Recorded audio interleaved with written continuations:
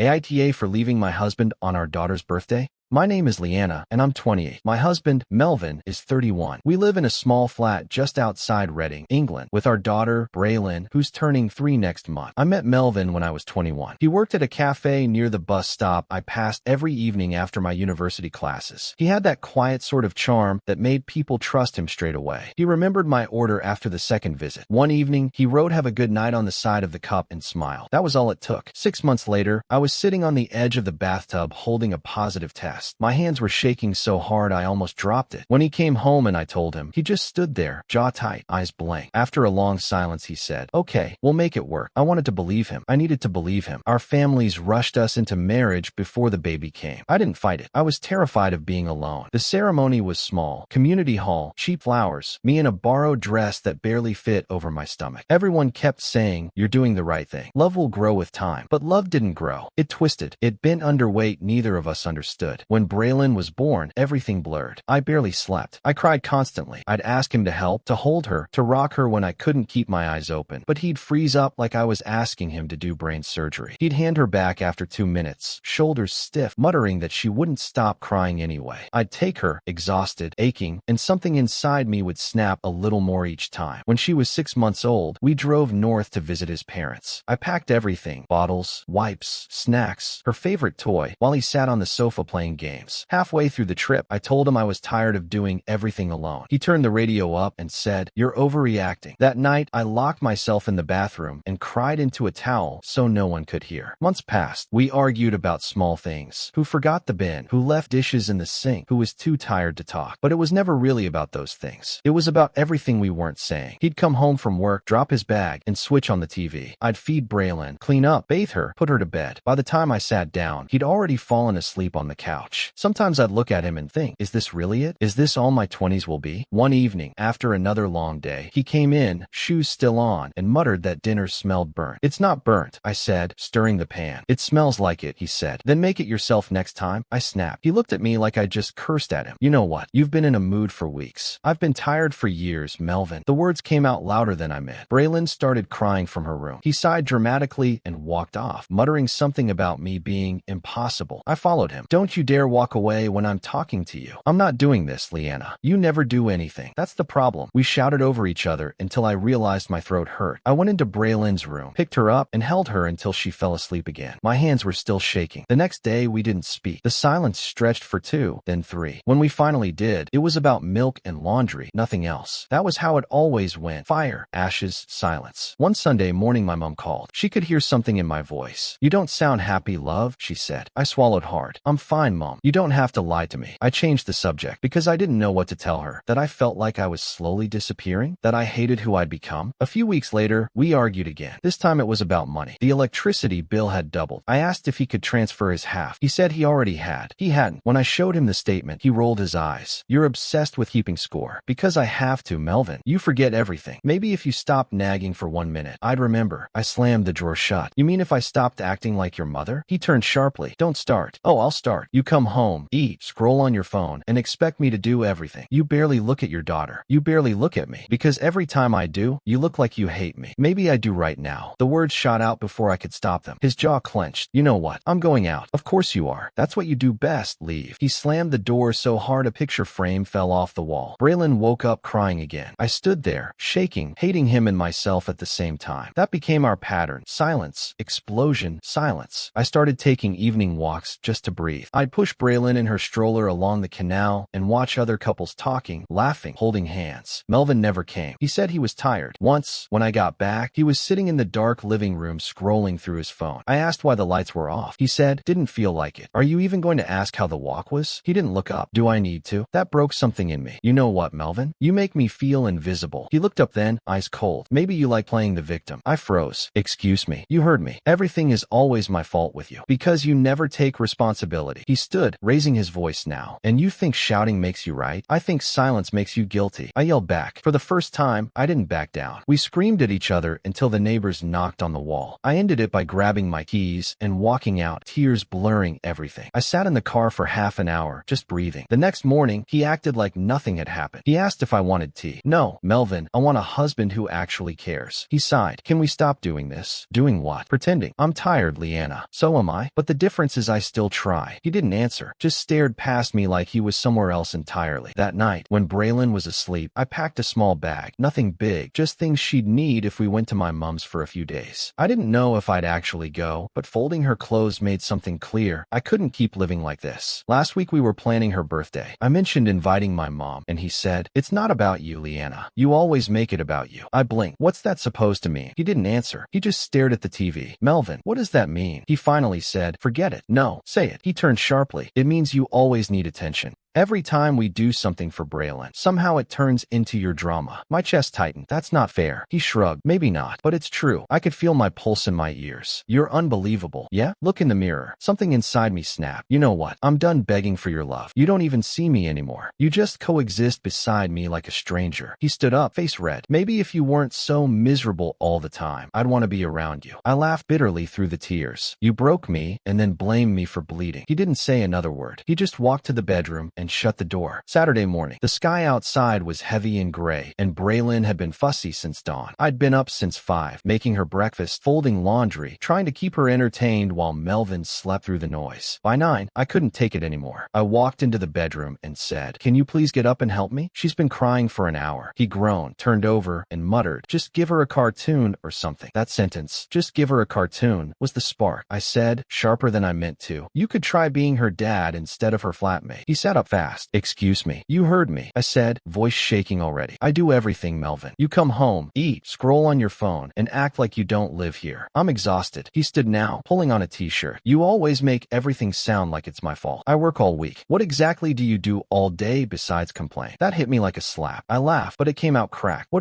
do? I raise our daughter. I keep this place from falling apart. You don't even notice when I'm crying anymore." He stepped closer, eyes narrowing. "Because you're always crying, Leanna. Every time I walk in, it's another breakdown. I can't fix you." Something inside me snapped. "I never asked you to fix me. I just needed you to try." Braylon started crying in the living room, scared by the noise. I went to pick her up, but Melvin followed me, still arguing. "You know what?" he said loudly. "You've made this house miserable. You twist everything I say. You act like you're the only one suffering." I turned, holding Braylon in my arms. "You don't get to talk about suffering when you've never even been present." He laughed bitterly. "Oh, here we go. I'm the villain again. I can't do anything right in your eyes. Because you don't do anything right." I shouted, my voice breaking. "You stopped loving me the second things got hard." We were both shaking now. Braylon was crying harder, and I had to set her down in her playpen before I said something I couldn't take back. Melvin rubbed his forehead. "You're unbelievable. You act like I'm some monster. You're the one who shuts down every time someone tries to help you." I stepped closer. Who's tried helping me, Melvin? Because it sure wasn't you." At that moment, there was a knock at the door. My mom, she'd come to drop off some groceries. I froze. She knocked again. "Leanna? Everything all right, love?" Melvin muttered under his breath. "Great. Perfect timing." I opened the door, my eyes red, face hot. Mom took one look at me and frowned. "What's going on here?" "Nothing," Melvin said quickly. "Just talking." "Talking?" I snapped. "You call this talking?" My mom glanced between us, uncomfortable. "Please, not in front of Braylon," she said softly. Melvin threw his hands up. "You see? Everyone always takes your side. You can do no wrong." I turned on him. "Because I'm the one holding this family together. You wouldn't even notice if we disappeared." He stepped forward, face tight. "Don't you dare say that." "Why not?" "It's true," I yelled, voice echoing down the hall. I could hear a door open upstairs. The neighbor. Shame crawled up my neck, but the anger drowned it. "You don't want a wife, Melvin. You want a maid. Someone quiet who won't call you out." He glared at me. "And you don't want a husband. You want someone to blame." My mother tried to intervene, stepping between us. "Enough, both of you. You're frightening the child." But the words just poured out of me. Everything I'd swallowed for 3 years. "You made me feel small, Melvin. Every day, you shut me out, you dismiss me, and you make me question if I'm crazy for wanting help. I begged you to care. And what about me? me, he fired back. You treat me like I'm useless. Every time I try, you say it's not good enough. I stopped trying because nothing I did ever mattered to you. We were both crying now, but neither of us stopped. My mom picked up Braylon, whispering softly to her while the two of us tore each other apart in the next room. Finally, I shouted, I can't live like this anymore. He stared at me, breathing hard. So what? You're just going to walk out? Take my daughter and run back to your mother like you always do? I wiped my face with shaking hands. Yes, because at least she listens when I speak. He looked stunned, like he hadn't believed I would actually say it. For a long second, no one spoke. The only sound was Braylon hiccuping softly in my mother's arms. Then Melvin said quietly, if you walk out that door, Leanna, don't come back. I met his eyes. Then I guess this is goodbye. I picked up my bag from the chair, still trembling, and took Braylon from my mom's arms. As I walked out, I heard him mutter something under his breath, maybe my name, maybe nothing at all. The neighbor's door was still cracked open. I didn't look. My mom followed me to the car, silent. The air outside was cold, sharp. My hands shook as I buckled Braylon into her seat. When I looked back at the window of our flat, I saw Melvin standing there, motionless, just watching. I started the car. For the first time in a long time, I didn't cry. I just drove. The morning of Braylon's birthday, I could feel the weight in my chest. My mom had spent hours preparing. Balloons everywhere, a small table lined with snacks, the little chocolate cake Braylon had insisted on. Everything should have been bright and joyful, but I knew it wouldn't be. Melvin arrived late, holding a small wrap gift. He glanced at the decorations, then at me, and muttered, looks chaotic. Chaotic. I repeated, my voice rising. This is a party for our daughter, Melvin. You think balloons and cake are chaotic? Seriously? He looked away, awkwardly shifting. I just think it could be more organized. You know, cleaner presentation. I felt heat rising in my chest. Clean? You always find something to complain about. You never notice anything I do. Everything I do for this family is never enough for you. Voices turned. My mom stepped closer, hands raised. Leanna, please, don't. No. I snapped, shaking off her hand. Everyone needs to hear this. Everyone needs to see how little you care. You ignore Braylon. You ignore me. And you hide behind your work and your phone while we're trying to live. Melvin's sister, standing near the kitchen counter, opened her mouth, but no words came. His parents exchanged worried glances. My mom's face was pale. He finally responded, voice tight. I do care. I work. I try. And this is how you talk to me. Try. I shouted, the tears spilling down my face. You try by criticizing, by being absent. You've abandoned everything that matters emotionally. You show up late, distracted, and act like you're the victim here. Leanna, enough. His father stepped forward. This isn't the time or place to. This is the time and place. I interrupted, louder now. I've kept quiet for too long. I've swallowed tears, anger, and resentment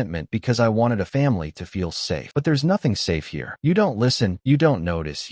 A chair scraped the floor as I stepped forward, pacing, Braylon tugging slightly at my shirt, sensing my agitation. Melvin's mother gasped, clutching her pearls. His father's hand went to his forehead. You think I don't care? Melvin shouted, finally raising his voice. You're screaming at me in front of everyone, and you act like I don't do anything right. I've tried, Leanna. You've tried by ignoring us. I yelled, voice breaking, by making me feel invisible, by letting Braylon and me do everything alone while you what? Sit there and scroll on your phone? You've never been present. Not really. His parents looked between us, helpless. My mom tried again, whispering, Leanna, please, stop. I won't stop. I cried, feeling Braylon wiggle in my arms. I can't stop anymore. Look at her. She's scared because of this tension. She's only 3, and she's already learning that home is stressful. This is what you've done, Melvin. He flinched. I didn't mean for this to happen. You didn't mean for anything to happen. I snapped. You coasted through everything, and now we're here, in front of everyone, screaming at each other because you won't even try to be present. I could hear whispers behind me, Melvin's sister muttering, wow, I didn't know it was this bad, and his mother saying, we should have seen this coming. My mom held my other hand, trying to ground me, but I felt the adrenaline pulsing through my veins. I took a deep breath, tightened my grip on Braylon, and said, louder than before, I'm done. I can't live like this anymore. I can't pretend you'll ever change. Braylon deserves peace. I deserve peace. We're leaving. Melvin froze. Leanna, wait, don't. I shook my head, tears blurring my vision. No, I'm done listening to excuses. You made your choice a long time ago. I'm making mine now. I stormed to the front door, my mom by my side, guiding me gently. Behind me, Melvin's parents called after me, and his sister whispered, I didn't expect this. I swung the door open. Braylon's little hands clutched mine as she buried her face in my shoulder. I whispered, it's okay, love. We're going somewhere safe. The slam of the door echoed through the room. Balloons swayed. A few decorations fell. The adults inside froze, stunned by the sheer force of it all. I got into the car, Braylon buckled safely in the back seat, and took a long, shuddering breath. She looked at me, small eyes wide, and I forced a smile through my tears. "Mommy's got you," I said softly. I started the engine and drove away, the sound of the party fading behind me. I didn't know what the future held, but for the first time in years, I felt the freedom to breathe. The anger, the pain, and the heartbreak were still there, but so was clarity. We were leaving a life that hadn't worked, and this time, there would be no going back. The end.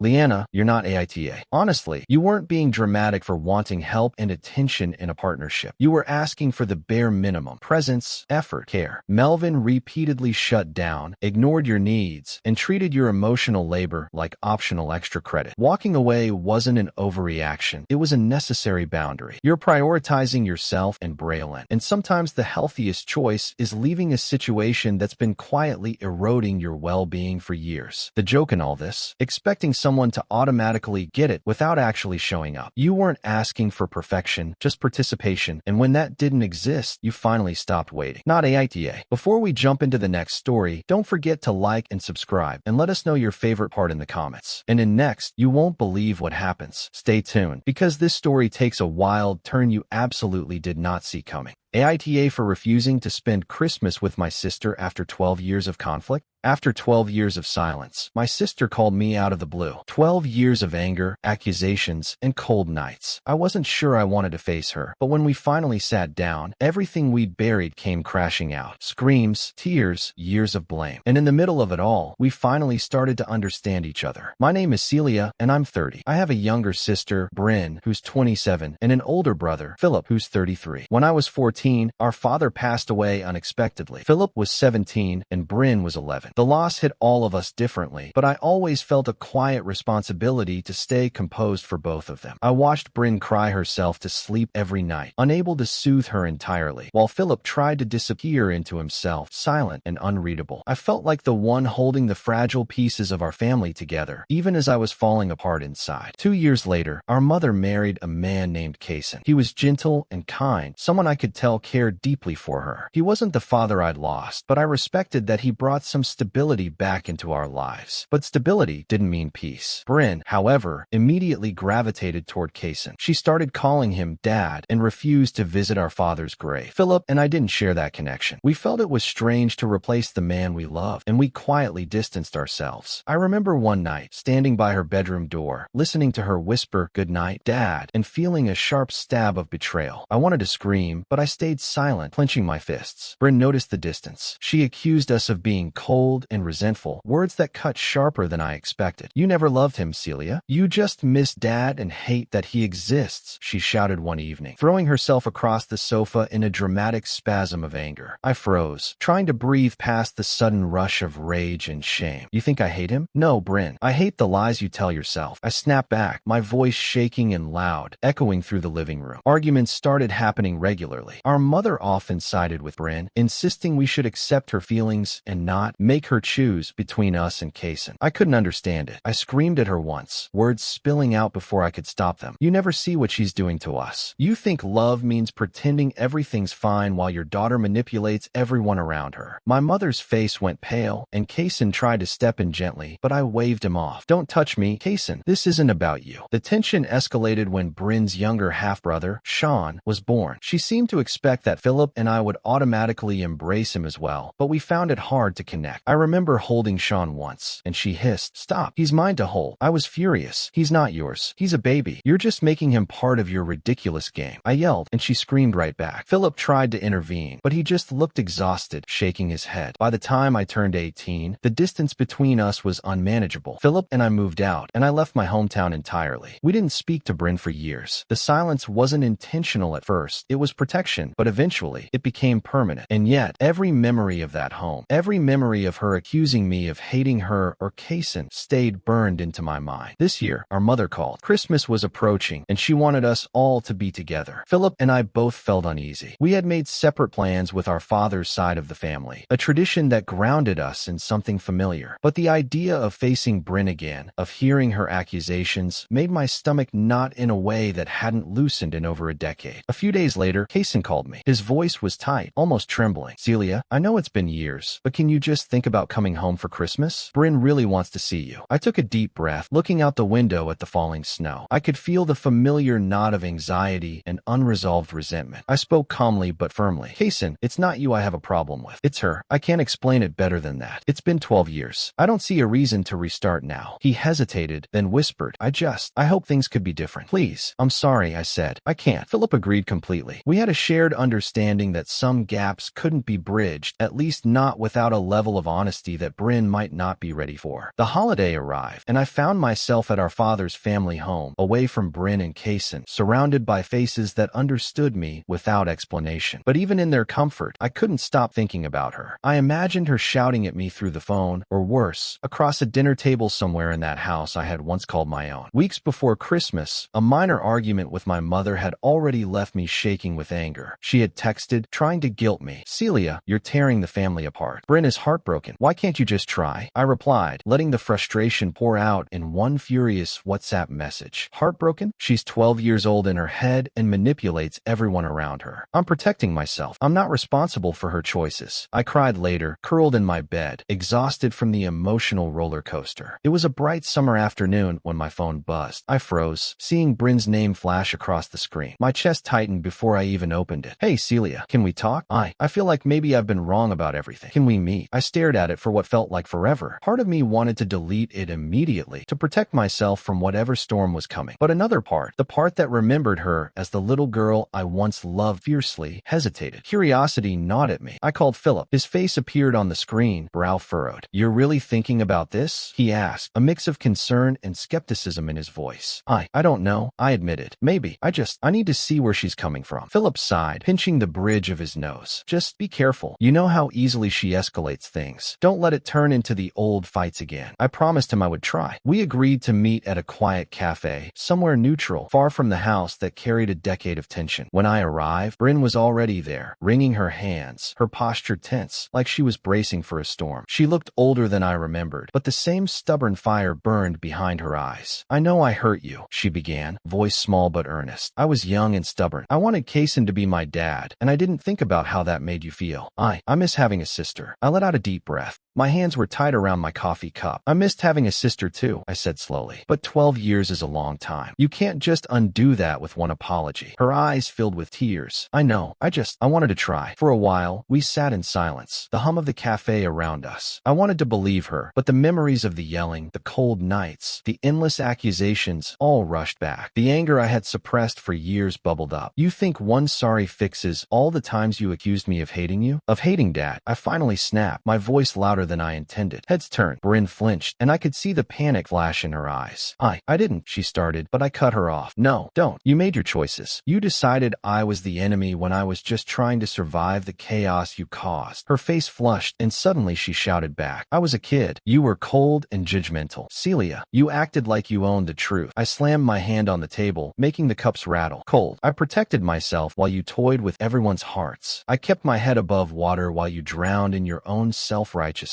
Other customers stared, and the barista froze. Bryn's hands shook as she leaned forward. You think I didn't suffer? I lost Dad too, and then you abandoned me. Philip abandoned me. You left me alone. I didn't leave you alone. I yelled, my voice cracking. I left because surviving you screaming at me every day was safer than letting you drag me under. We sat back, panting, the tension so thick I could feel it pressing against my chest. I wanted to run, to leave, but something kept me there. Bryn's face was pale, streaked with tears, and I knew we had reached a tipping point. Either we exploded completely or found some fragile bridge. She began, but I interrupted, my voice trembling with a mix of fury and exhaustion. Do you even hear yourself? You think apologies erase the years of yelling, of coldness, of accusations? You called me heartless, manipulative, and selfish. Do you have any idea how that feels? She flinched and then, finally, whispered, I didn't know. I leaned back, my chest heaving. That's your answer. You didn't know? Well, I did. I knew exactly what I felt. I knew exactly what I lost, and I still feel feel it. I feel all of it. We stayed like that for what felt like hours, the arguments shifting into quieter, raw confessions. We shared memories of Dad, small moments of joy we'd both missed, and even acknowledged the ridiculous fights over Sean. Tears mingled with anger, frustration softened into sorrow, and the tension that had defined us for years finally began to loosen just a fraction. By the end of it, we weren't best friends. We hadn't erased 12 years of pain, but we had started something, a conversation, raw and messy, but honest. As I walked back to my car, the sun was dipping below the rooftops. Celia, reading this, it's clear you're not AITA. You carried the weight of grief, family tension, and Bryn's emotional storms for years. Walking into that cafe wasn't weakness, it was measured bravery. You didn't dodge confrontation, but you didn't throw yourself into it blindly either. You're balancing honesty with self-protection, which is exactly the approach anyone in your shoes should take. The joke, if we want to call it that, is life seems to hand family members free passes to cause chaos while expecting the eldest sibling to hold it all together without complaint. You've survived that. You've stayed aware of your boundaries while still giving Bryn a chance to take responsibility for her past behavior. That's not cruelty, that's sense. My suggestion, keep the pace slow, let emotions breathe, and don't feel pressured to rebuild everything immediately. Bryn's apology is a starting point, not a finishing line. Protecting yourself and maintaining limits is not selfish, it's smart. You've done the hard work of survival. Now you decide if and how connection happens. So yeah, not AITA.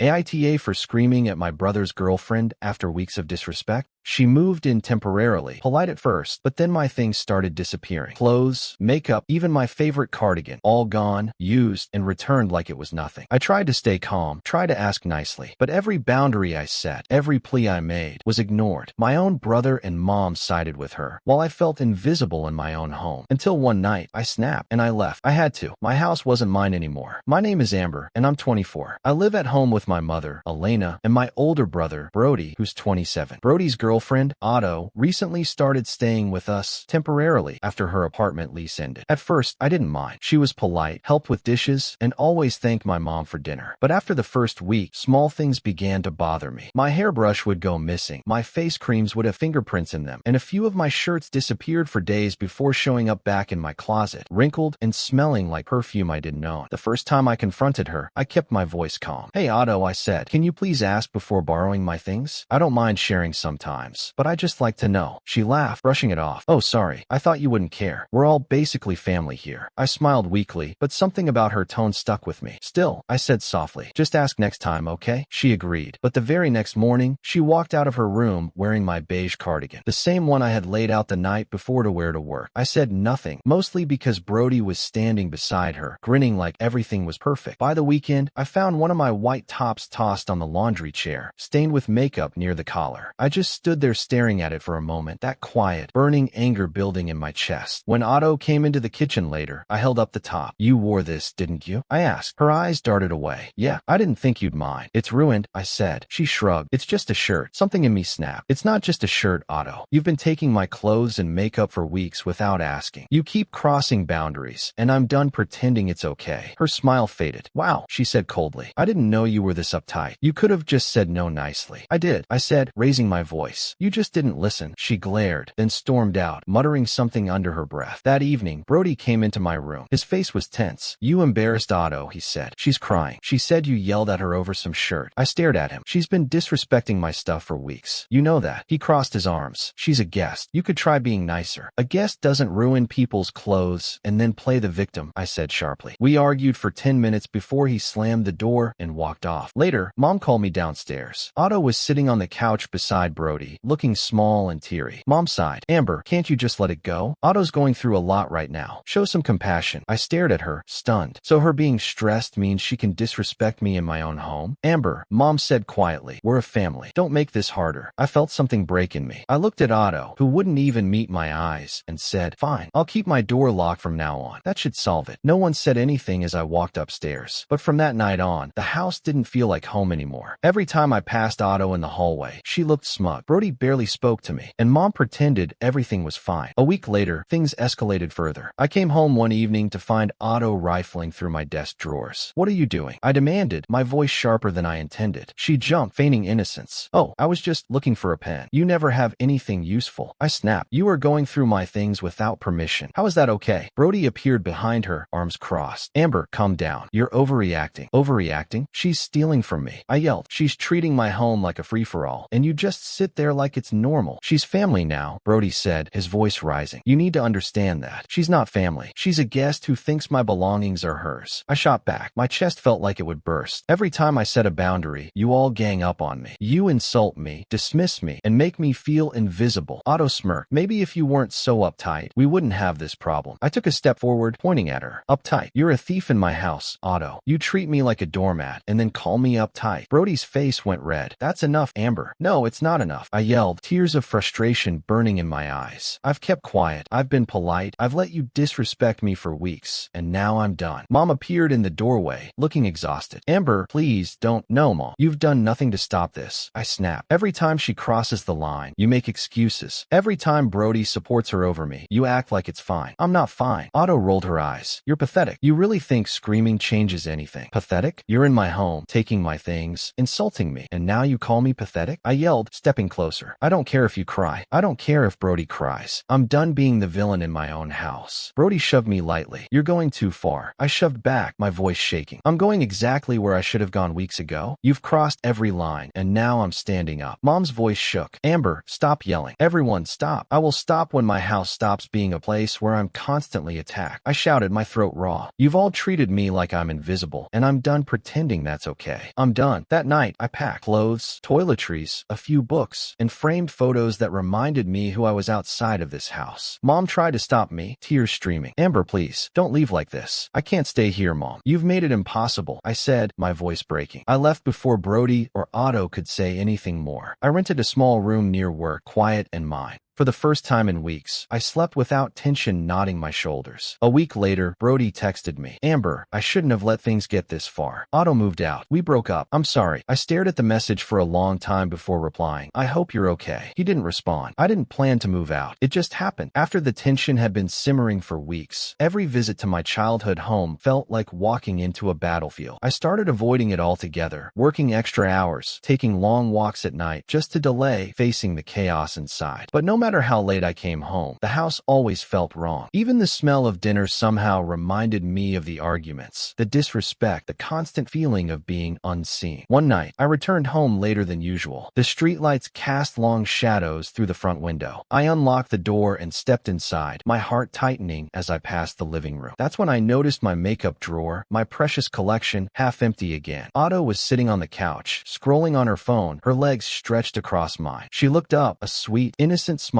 plastered across her face. "Relax, Amber," she said. "I just borrowed a few things for Brody's cousin's wedding. You weren't using them." I dropped my bag, my hands trembling. "Stop touching my stuff," I yelled, my voice echoing through the hallway. She jumped and snapped back. "You're insane. You act like I stole from you." "You did," I yelled back. "You take everything without asking and then act like I'm the problem." Brody came rushing down the hallway, his face tight. "What is going on now?" "She's yelling at me again," Otto cried, jumping to her feet, pointing at me. I laughed bitterly, my voice shaking. "Oh, of course. She plays innocent, and you come running." Brody's jaw tightened. "Don't talk to her like that," he said sharply. I turned to him, my chest heaving. "No, you don't talk to me like that. This is my home too. I've lived here my whole life. You bring her here, she disrespects me, and every single time, you take her side." Mom appeared behind him, her hands pressed to her mouth, exhausted. "Please, everyone stop yelling," she said quietly. "This isn't helping." But I couldn't stop. I was too far gone. "You all treat me like I'm invisible until you need someone to clean up or keep the peace. I'm tired, Mom. I'm tired of being the reasonable one while everyone walks over me." Mom's sigh was heavy. "Amber, I just want peace." "Peace," I shouted. "Maybe tell Otto to respect boundaries first. Or is it easier to keep pretending that it's fine for her to raid my room while I sit here swallowing my anger?" Otto scoffed, rolling her eyes. "You're just jealous," she muttered under her breath. That was it. I couldn't hold it back anymore. "Jealous? Of you? You take what isn't yours, hide behind pity, cry when called out, and insult me while doing it. You've turned this house into a nightmare for me." Brody's face went red. Don't talk to her like that. I'm done, I yelled, taking a step forward. You can have the house. Both of you. Keep her. Keep the disrespect. Keep the lies, the smirks, the constant little attacks. I'm done. Otto flinched, but then smirked. Wow, dramatic much? You want dramatic? I screamed. I've been quiet, polite, patient, and I've been insulted, dismissed, and treated like a stranger in my own home. This is the result. Brody grabbed my arm, but I pulled free. Amber, stop. You're overreacting. No, I'm not overreacting. You've ignored every single boundary, every single plea for decency, and now it's come to this. I refuse to be invisible any longer. Mom's voice broke, shaky and small. Amber, please, don't leave like this. I have to, Mom. You've made it impossible to stay. I can't live here pretending everything's okay while being treated like a ghost, I said, my voice softening but my resolve ironclad. That night, I packed what I could carry: clothes, toiletries, a few framed photos, my laptop, and a journal full of thoughts no one had cared to read. Every item packed was a reminder that I had a life outside of this suffocating tension. I left before Brody or Otto could say another word. Their stunned silence followed me down the street as I drove to my small rented room near work. It was modest, quiet, unremarkable, but it was mine. For the first time in weeks, I could breathe. For the next few days, I ignored calls, texts, and social media notifications, but the messages started coming in anyway. Brody sent a flurry of apologies. Then Otto sent one long, tearful message, trying to guilt me, explaining how hard she'd been dealing with moving and adjusting. I didn't respond. I read them once, then deleted them. Weeks later, Brody sent one last text. Amber, I shouldn't have let things go that far. Otto moved out. We broke up. I'm sorry. I hope you're okay. I stared at it for a long time, letting the weight of it settle. I typed slowly, I hope you're okay, and I left it at that.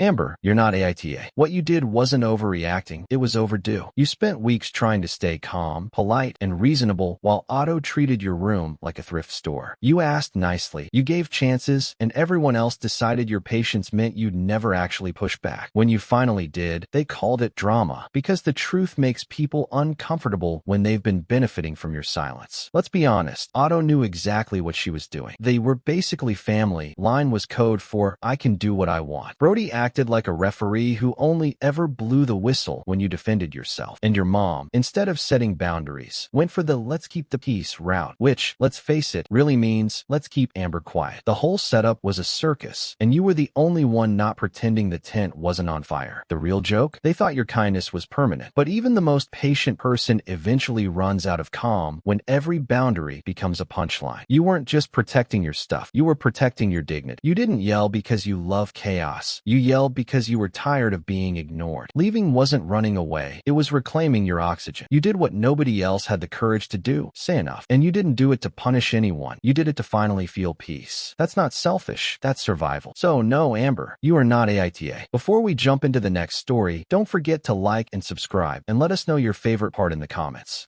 AITA for letting my son live with his dad until I got my life together? I had my son when I was 16, and I love him more than anything. But I can't give him everything he deserves. Not yet. He lives with his dad and grandmother most of the time, in a calm, safe home, while I barely keep myself together in my tiny apartment. I see him on weekends, and every moment with him is both joy and heartbreak. Everyone around me, my mother, my brother, even his dad, keeps telling me I'm failing. I try to do right by him, but the pressure is crushing. One night, I finally snapped, yelling at them all, my chest burning, my heart raw. And for the first time in months, I spoke my truth. My name is Isla, and I'm 19. I had my son, Jamie, when I was 16. Loving him has been instinctive, natural, and fierce. But I've always known I couldn't give him everything he deserves. Not yet. Not while I'm barely keeping myself together. I live in a small shared apartment with 2 roommates, a cluttered, noisy space that constantly reminds me of how far I am from stability. My job pays just enough to cover rent, bills, and groceries, but never with extra. Some days, I get home from a double shift and collapse on the couch, staring at the ceiling, wondering how I'm supposed to be both mom and adult when I feel like a child myself. Jamie lives with his father, Lucas, and his grandmother, Patricia. Their home is calm and ordered, quiet in a way my apartment will never be. The floors are clean, the fridge is stocked, routines are predictable. Jamie thrives there. I see him almost every weekend, sometimes for a whole day, sometimes just a few hours. But he doesn't live with me. My family doesn't get it. My mother, Elaine, sends me constant messages, texts that sound supportive supportive but carry sharp edges. You need to fight for him. He's your son, she writes. You can do this. Don't let him grow up without you. My younger brother, Noah, joins in, posting comments on my Facebook, guilt-laden emojis trailing after every sentence. You're strong, Isla. You can handle this. Why are you letting him slip away? I feel suffocated by their concern. Love shouldn't feel like a weight crushing my chest, but that's exactly what it does. Every message, every call, every reminder of what I should be doing makes me question my own heart. The hardest part is when I see Jamie. His laughter echoes through Patricia's living room as he stacks blocks, his tiny hands precise and determined. He looks up and sees me, grinning, and I ache to scoop him into my arms, hold him until his small body relaxes entirely against mine. But I stop. I can't. Picking him up now might hurt him. He needs security, stability, things I don't have yet. So I swallow my longing and watch him from a distance, my chest tight with guilt and longing. Lucas calls me sometimes. His voice is cautious, careful, measured. He asked for you yesterday, he says. I swallow hard. I know. I'll come see him this weekend, I reply. Our conversations are polite, but they carry an unspoken tension, a quiet judgment in every pause. Even during visits, I feel the weight of judgment. Patricia sometimes looks at me as if I'm failing in ways I can't fix. He's doing so well, she says softly, and I smile, because any hint of disagreement could sound like criticism of her care, and I won't risk that. But inside, I burn. I want to scream. I know he's doing well. That's exactly why he should be safe. Some nights, I lie awake scrolling through my phone, seeing friends and distant relatives post their opinions, assuming I'm selfish or weak. I can almost hear their voices yelling at me through the screen. Step up. Fight for him. You're his mother. What are you thinking? Each notification is a jab. Each message a reminder that the world doesn't see the choices I've made with love. They see only what they think is wrong. And sometimes, in those moments of exhaustion, guilt, and isolation, I lash out. I send texts back that are sharp, almost cutting. Do you have any idea what it's like to run on empty while trying to keep a child safe? No? Then don't tell me what to do. Or I reply to Patricia's gentle warnings with a trembling, frustrated voice message. I know he's thriving. That's why I let him stay there. I'm trying not to ruin him. It never feels like enough. I still feel attacked from every side. My mother's judgment, Noah's moralizing, Lucas's quiet disapproval, Patricia's disapproving eyes. Sometimes I explode. I yell when they text me repeatedly while I'm at work. I yell at Lucas over the phone when he questions my choices. I yell at Patricia when she casually mentions things I should be doing differently. I know it sounds irrational, but the pressure builds until it spills out, hot and unstoppable. One evening, after a particularly grueling shift, I arrived at Patricia's house to pick Jamie up. I was tired, hungry, and raw. Lucas was sitting on the couch, arms crossed, and Patricia was folding laundry nearby. Jamie's asking about staying here more often, Lucas said, voice sharp. Yes, I said through gritted teeth, because he's safer there than he'd be living with me in my tiny apartment while I juggle 3 jobs. Lucas's eyes narrowed. You make it sound like I'm keeping him from you. You're not, I snapped. But if you think me being honest about what I can handle is a crime, maybe you've lost perspective. Patricia sighed. Isla, we're not saying you're failing. Then don't lecture me, I shouted, cutting her off. My voice echoed through the small living room, and even Jamie peeked around the corner, confusion in his eyes. I'm his mother. I love him more than anyone, but I am not enough right now, and pretending I am will only hurt him. Silence followed, heavy and thick. Lucas's jaw tightened. Patricia looked at me, disappointment and concern mingled on her face. I could feel my chest heaving, tears threatening, and I knew I had gone too far, but I also felt an unexpected lightness. For the first time in months, I had spoken my truth, even if it had come out in a storm. It started like any Thursday, bright sunlight streaming through my apartment window as I packed a small bag for Jamie. I wanted the day to feel normal, light, a break from the constant gnawing pressure of being a parent who sometimes felt inadequate. I had planned to take him to the park, feed him ice cream, let him splash in the fountain, pretend that everything was easy. But when I arrived at Patricia's house, the energy was off. Lucas was there, pacing the living room, jaw tight, his eyes sharp. Patricia sat quietly on the couch, hands folded, watching him. Isla, we need to talk, Lucas said, voice low but tense. I froze for a moment, gripping the handle of Jamie's small backpack. Okay, I said cautiously. He led me into the kitchen, away from Jamie, who was happily racing a truck across the rug. Patricia followed, her gaze calm but unreadable, like she was observing a fragile object about to shatter. I don't want to fight, Lucas started, rubbing the back of his neck in a gesture that betrayed his own anxiety. But there's been a change. My stomach sank. What kind of change? I asked, the words barely escaping my throat. He hesitated. Jamie, he's been asking to stay with you more. He wants to sleep over sometimes. And Patricia thinks. He swallowed hard, running a hand over his face. She thinks maybe he's ready for more time with you. I felt my chest tighten. I don't know if I can give him what he needs right now. I'm barely keeping myself together. Lucas, you know that. His voice grew firm. I know, but he misses you. And I think maybe he needs to feel like you're part of his daily life too, even if it's just for a few nights a week. Patricia finally spoke, her voice calm but cutting. Isla, we're not saying you're failing. We're saying it's time to let him see both of his parents equally. He's stable here, but he also deserves you. He needs both of you. I felt tears sting my eyes. I can't promise perfect, I whispered. Nobody expects perfect, Patricia said. Just honest, consistent love. That's enough for him. I left that day feeling like I had walked through fire. Driving back to my apartment, I stared at my reflection in the rearview mirror. The little boy I held in my arms years ago, the one who kicked and fussed and cried, and the boy waiting for me now, confident, talkative, tiny hands clutching his toy truck. They were the same boy, and my heart broke with the knowledge that I couldn't always be everything for him. Not yet. The next few weeks were a mixture of joy, chaos, and exhaustion. Jamie started spending more nights at my place. Sometimes, the routine broke down. He would cry when I had to leave for work, or I would forget to pack a snack, or the apartment would feel too cramped and messy for comfort. But there were moments that were beautiful, fleeting, and powerful. He learned to tell me about his day. He would squeeze my hand while we crossed the street. He hugged me out of nowhere in the middle of the living room, laughing. But the increased time brought new pressures. My mother, Elaine, began texting almost every day. Why isn't he at your house more? She wrote. You're losing precious time. I would reply, fingers shaking. I'm doing the best I can. Stop telling me I'm failing. Noah joined in, tagging me in Facebook posts about mothers who fought for their children, adding guilt-laden comments. I sometimes snapped at him over text. You don't understand. Stop acting like you know my life. Lucas, too, grew impatient, his voice tight whenever I visited. One night, when Jamie was coloring, he muttered, "You're making this harder than it needs to be." He's confused sometimes. I felt the anger rise, sudden and sharp. Confused? Confused because I'm trying to do right by him. I yelled, voice cracking. I am here every day I can be. I'm loving him every way I can. And you sit there judging me. Patricia, standing nearby, tried to calm the situation. Isla, maybe you should. Don't tell me how to mother my son. I shouted. Jamie flinched at my tone. My heart twisted, guilt immediately following anger. But I couldn't stop myself. I am doing everything I can. And you act like I'm the problem because I can't live in a perfect little bubble of stability I don't have yet. Lucas's jaw tightened. You're yelling at me again. This isn't about you. It's about him. I took a step closer, voice rising. It is about me too. I'm part of his life. I'm trying to give him the love he deserves. And I shouldn't have to hear judgment from everyone else because I'm human. Patricia finally intervened, placing a hand lightly on my shoulder. Isla breathed. He's listening to everything, and you're overwhelming him. I broke away, pacing. Overwhelming him. Maybe